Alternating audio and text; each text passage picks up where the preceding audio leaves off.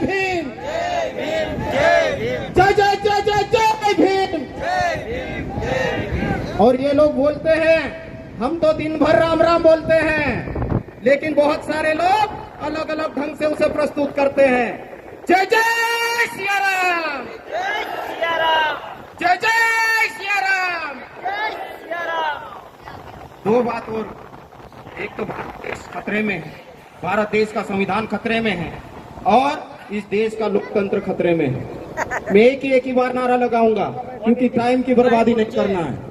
भारत देश की रक्षा कौन करेगा? हम करेंगे, हम करेंगे। मुट्ठी बंद करके पूरी ताकत से नाभि से आवाज आना चाहिए। माननीय जीतू भैया और माननीय केंद्रीय नेतृत्व को लगना चाहिए कि हम सब तैयार है इस देश की रक्षा के लिए, संविधान की रक्षा के लिए और लोकतंत्र की रक्षा के लिए। भारत देश की रक्षा कौन करेगा? हम करेंगे, हम करेंगे। संविधान की रक्षा कौन करेगा? हम करेंगे, हम करेंगे। लोकतंत्र की रक्षा कौन करेगा? हम करेंगे, हम करेंगे। शुक्रिया। आज हम जिस मकसद के लिए उपस्थित हुए हैं, जहां पर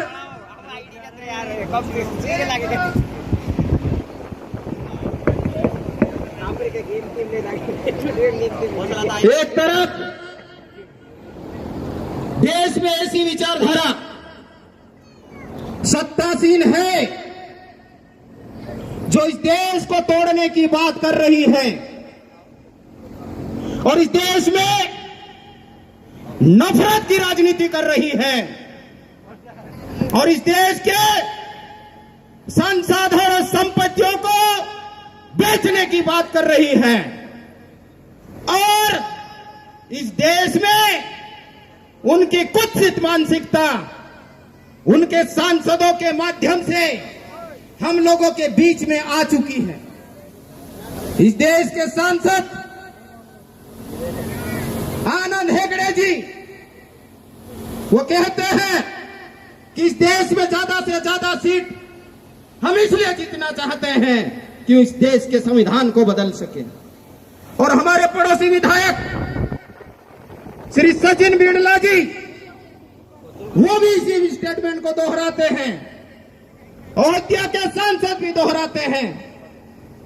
ललितपुर की महिला नेत्री भी दर्शाते उसे रिपीट करती है।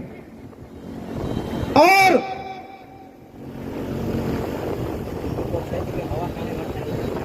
इस देश में जो षड्यंत्र रच रहे हैं उसमें यदि सच्ची बात कहने के लिए निकलते हैं तो उनकी आवाज को बंद करने का काम किया जा रहा है। तब ऐसी परिस्थिति और स्थिति में हमारे देश के नेता माननीय राहुल गांधी जी, जिनकी आवाज को प्रिंट मीडिया, इलेक्ट्रॉनिक मीडिया सबने दबाने का प्रयास किया, तब एक राजा का बेटा लोकतंत्र में आज की तारीख में जो आपको वोट का अधिकार मिला है उससे राजा बनता है। जिनके परिवार में 3 प्रधानमंत्री हुए, ऐसी शख्सियत पैदल यात्रा करके कन्याकुमारी से कश्मीर तक के लिए निकल पड़ते हैं और यह यात्रा करके आपके मणिपुर से बॉम्बे तक के लिए निकलते हैं और गांव गांव, गली गली, मोहल्ले, सड़क सड़क पर चल के ऑटो रिक्शा वालों से बात करके, ट्रक ड्राइवर से बात करके, हम्मालों से बात करके, मजदूरों, किसानों, नारी शक्तियों से बात करके, सरकारी कर्मचारी और व्यापारी वर्गों से बात करके उनके दर्द, व्यथा और पीड़ा को जान के आज लोकतंत्र के इस पावन पर्व में हम पूरी कमर कस के इस चुनाव में तैयार हुए हैं और देश की जनता तैयार हो चुकी है कांग्रेस के पक्ष में वोट करने के लिए। इस देश में फिर से मोहब्बत की राजनीति खड़ी करने के लिए हमने देख लिया। कांग्रेस का शासनकाल हमने देखा था, सोचा था देश में बदलाव आना चाहिए और बदलाव के लिए 14 में वोटिंग हुई। इस देश में भाजपा की सरकार बनी। जो लोग कहते हैं इस देश में कांग्रेस ने आजादी के इतिहास के बाद में क्या किया, कांग्रेस पार्टी वो पार्टी है जिसने आजादी की लड़ाई लड़ी और कई हजारों हमारे महान सपूत शहीद हुए। उसके बाद में इस देश में IIM, IIT, एम्स और जो जिस मोबाइल से आप बात करते संचार की क्रांति लाने वाले माननीय राजीव गांधी जी है। इस देश को बनाया और आपने क्या किया? आपने इस देश को बेचने का काम किया। आपने मजदूरों का अधिकार छीना, आपने नारी शक्ति का अधिकार छीना, आपने किसानों के अधिकार को छीना और वो चंद उद्योगपति के हाथ में देश की प्रॉपर्टी को देने का काम कर रहे हैं। क्या आप स्वीकार करेंगे ऐसी विचारधारा को? नहीं। और इसीलिए यदि हम यहां पर खड़े हैं खरगोन बड़वानी लोकसभा में, वहां की बात करें तो आप देखिए पिछले 15 साल से देश की बड़ी संसद में आपने भाजपा के व्यक्ति को चुन के भेजा और आज की तारीख में जो भाजपा के प्रत्याशी हैं और भाजपा के सांसद रहे, उनकी जो निष्क्रियता आप देख लीजिए। आपने सिरवेल महादेव को गोद लिया था, वहां पर हम रात रुक के आए हैं, वहां की स्थिति सिचुएशन को हमने देखा है।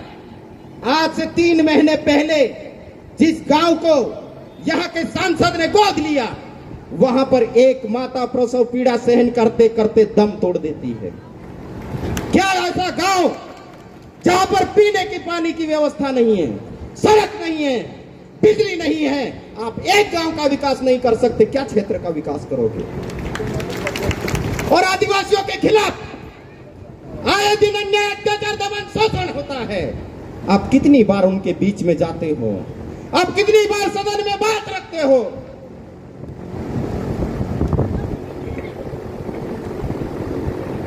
तो ये जो हालात हम सब जान रहे, समझ रहे और हम सिर्फ चुनाव लड़ रहे हैं तो लोगों के बीच में जा रहे, ऐसा नहीं है। बचपन से जो लकड़ी बेचने वाला जीवन है मेरा, जो घास बेचने वाला जीवन है, जो मजदूरी करने वाला जीवन है, जो किसानी का जीवन है और 20 साल की शासकीय नौकरी करने के बावजूद भी जनता के बीच में इस इलाके में गांव गांव शहर शहर फिर घूमने का मेरा अनुभव है। मैं जानता हूं यहाँ की नब्ज को, मैं समझता हूं यहाँ की नब्जों को, यहाँ के दर्द को, और यहाँ के जितने नेता बनते हैं ना भाजपा के लोग, उनकी भी पूरी चीजों को मैं जानता हूं। तो ये लोग जब हमारा टिकट डिक्लेयर हुआ था तो कहते थे कि बढ़िया हुआ, एक नए छोरे को लेके आ गए, सरकारी नौकरी छुड़वा के लेके आ गए। मैं कहना चाहता हूं ये नौकरी मैंने किसी के कहने पे नहीं छोड़ी है। मेरा प्रण था कि 20 साल की शासकीय सेवा करूंगा और उसके बाद में मेरा पूरा जीवन परिवार को छोड़ के पूरे समाज और देश के लिए समर्पित करूंगा, और मैंने समर्पित किया। और उसी का सम्मान आज इस देश की सबसे बड़ी लोकतांत्रिक पार्टी भारतीय कांग्रेस पार्टी ने मुझे एक छोटे से किसान के बेटे को, गरीब के बेटे को टिकट दिया, खरगोन बड़वानी लोकसभा का उम्मीदवार बनाया। जब एक नौजवान युवा अपना पूरा जीवन समाज और देश के लिए समर्पित करता है तो आप लोगों से क्या मांग रहा है? वो सिर्फ आपका अभिमत मांग रहा है, आपका वोट मांग रहा है। क्या आप दोगे? और बात करना है आप लोगों को कि ये जो युवा पद प्रतिष्ठा पैसे के लिए इस पॉलिटिक्स में नहीं आया है, बदलाव के लिए आया है और राजनीति में बदलाव के लिए आया है। इसलिए यहाँ के भाजपाइयों को भी कह दीजिए कि आपने 15 साल तक वोट दे के आपके नेता को देखा, अब हमारे नेता को, कांग्रेस पार्टी की नेता को एक बार वोट दे के देखिए, इनकी काम की जवाबदारी गारंटी हम लेते हैं। आप लोग कहेंगे या नहीं कहेंगे? आप लोग अपने नातेदार, रिश्तेदार, मित्र में, पड़ोस के घर और गांव में निकल पड़िए। ये समाज और देश का बेटा हाथ जोड़ के विनती कर रहा है, आपसे मात्र 21 दिन मांग रहे हैं। कितने? 21 दिन। विद्यार्थी अपनी पढ़ाई को ठीक है, परीक्षा हो तो कोई बात नहीं, लेकिन पढ़ाई को छोड़ के 21 दिन मुझे दीजिए, कांग्रेस पार्टी को दीजिए। मजदूर 21 दिन दीजिए, किसान 21 दिन दीजिए, सरकारी कर्मचारी अपने घर में बात कीजिए, अपनी आचार संहिता में रहिए। और जो व्यापारी वर्ग है, मत डरिए। ये लोग जीएसटी के नाम पे आपको डराते हैं। मैं जीएसटी का ऑफिसर रहा हूं, मैं जानता हूं आपका दर्द को, कि किस तरह से आप लोग ये दर्द को सह रहे हैं। लेकिन आपकी मजबूरी है, क्योंकि आपको इनकम टैक्स का छापा डाला जाता है, आपके ऊपर पुलिस प्रकरण बनाए जाते हैं, आपको डराया जाता है, आपको धमकाया जाता है। अब डरने की जरूरत नहीं है। ये कांग्रेस पार्टी का एक नौजवान सिपाही इस देश का बेटा लड़ने के लिए आया है, रुकने के लिए, झुकने के लिए, बिकने के लिए नहीं आया है। जब तक है जान तब तक लड़ेंगे हम आपके लिए। और इस इलाके के जो सरपंच हैं वो भी सुन लीजिए, ये कब तक डराएंगे। यहां बरूड़ के एक सरपंच को 25 लाख की रिकवरी निकाली जाती है। आप धुलकोट के सरपंच 65 लाख की रिकवरी निकाली जाती है और कहते हैं कि भाजपा में आ जाइए, ये रिकवरी खत्म कर देंगे। अरे भैया, यदि वो भ्रष्टाचारी है तो जेल में डालिए। अब भ्रष्टाचारी को भाजपा में लाता, क्या भाजपा एक जेल है क्या? यदि जेल है तो ले जाइए सबको, जो भ्रष्टाचारी ले जाके भाजपा में बंद कर दीजिए। लेकिन लोकतंत्र में मैं मेरी बात को खत्म करूंगा, क्योंकि हमारे आदरणीय नेता को भी हम लोगों को सुनना है। ये लोग बोल रहे हैं इस देश में कि अब की बार 400 पार, शाबाश। लेकिन देश की जनता, भैया मैं कह रहा हूं, ये देश की जनता कह रही है कि अब की बार भाजपा सत्ता से बाहर। सही बोल रहा हूं मैं? और मेरी दीदियां, नारी शक्तियों, वो आपको भाई और बहनों कहने वाला आपका मामा, जिसने विधानसभा चुनाव में आपसे वादे किए थे, यस, विधानसभा में वादे किए थे, 1200 रुपए चुनिंदा बहनों के खाते में डाले थे और 3000 के वादे चुनाव के बाद में डालने के किए थे। ये मेरी माता बहनें बैठी है, बताइए कितनी बहनों के खाते में 3000 रुपए आ रहे हैं? नहीं आ रहे हैं। उन्होंने पिक्चर फिल्म किस पर्दे से मामा को गायब कर दिया है और इन्हें हिम्मत नहीं है, इसलिए भाजपा की गारंटी की बात नहीं करते हैं, ये मोदी की गारंटी की बात करते हैं। उनकी रीति और नीति ऐसी है कि आने वाले समय में हो सकता मोदी को भी पिक्चर फिल्म से बाहर कर दे। तो साथियों, ये वक्त बदलाव का है, ये वक्त नाजुक है। आप लोग मेरा साथ दीजिए, कांग्रेस पार्टी का साथ दीजिए। ये समाज का बेटा, देश का बेटा, जो घर बार छोड़ के अकेले रह रहा है, वो आपसे वादा करता है कि यदि आपने 13 तारीख को पूरे खरगोन बड़वानी लोकसभा क्षेत्र के पूरे 2245 बूथों से प्रचंड बहुमत से मुझे आशीर्वाद देते हैं, तो हम मोदी जैसी गारंटी की बात नहीं करते, लेकिन हमारे सम्मानी मंच की उपस्थिति में इस बात की गारंटी जरूर देते हैं कि चाहे मजदूर की बात हो, किसान की बात हो, व्यापारी की बात हो और नारी शक्ति की बात हो, किसी भी वर्ग की बात हो, ये आपका बेटा पूरी ताकत के साथ में उस सदन में आवाज उठाएगा।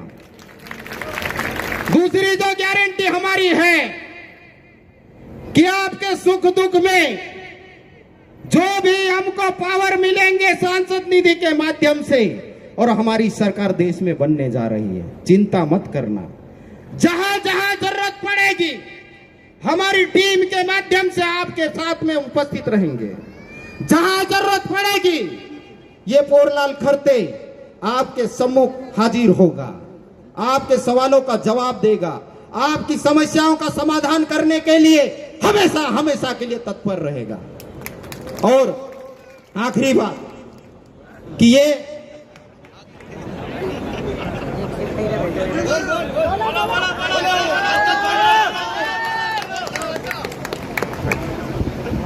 देखिए, भाषण तो दिन भर दिए जा सकते हैं, लेकिन असली काम क्या है? असली काम बूथ पे वोटिंग करवाने का है। आप लोग तैयार हो क्या? ये रिजल्ट भैया आज आपको दिख गया। ये रिजल्ट हम 4 जून को पूरे गांव-गांव में, शहर में जैसे हम प्रचार में जा रहे ढोल मांदल के साथ में हमारा स्वागत कर रहे हैं 4 जून को, क्योंकि ये खरगोन बड़वानी लोकसभा का चुनाव पोरलाल खरते या कांग्रेस पार्टी नहीं लड़ रही है। ये खरगोन बड़वानी लोकसभा का चुनाव यहाँ की आम जनता और कांग्रेस पार्टी का एक एक कार्यकर्ता लड़ रहा है। जीत होगी तो खुशियां भी गांव-गांव में मनाई जाएगी और नाचेंगे भी हम सब लोग मिल के। तो रिजल्ट आएगा हमारे फेवर में, आएगा आएगा आएगा आएगा। आखिरी मार भाई ने बोणश्यो हाथ जोड़ी तुम काचे कोयरी में दादा है ने, मारे लिए तो करो या मरो वाली स्थिति है। ये सब जान रिया, आंखा में के लड़ रिया, घर वाला से लेकर सब कि आखो घर बार छोड़ी नौकरी छोड़ी तो आई रही हो। इन समाजन में ये झुंड लागतो ये घना गांडा छे। बाकी में से का जे विश्वास छे दादा, मारा बोहणसिया ने, मार काकीस ने, मार भाभीस ने, मार भाईस ने, मार काकास ने, मार बाबा आखा में दिन काम कर से इन में से का जे आशीर्वाद आपसे आपसो कि नहीं आपसो 6 तारीख अपलोड भगाटा बोलतो टेंशन ना ले।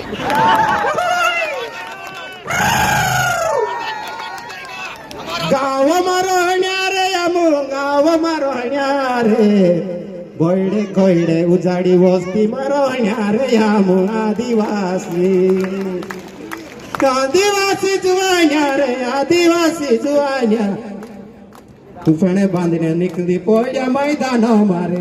धन्यवाद, बहुत बहुत धन्यवाद पोलाल जी। जो लड़ेगा वो जीतेगा। अब इसी क्रम में हम सबके मार्गदर्शक आदरणीय विवेक तनखा जी से निवेदन करूंगा कि वो आशीर्वाद दें।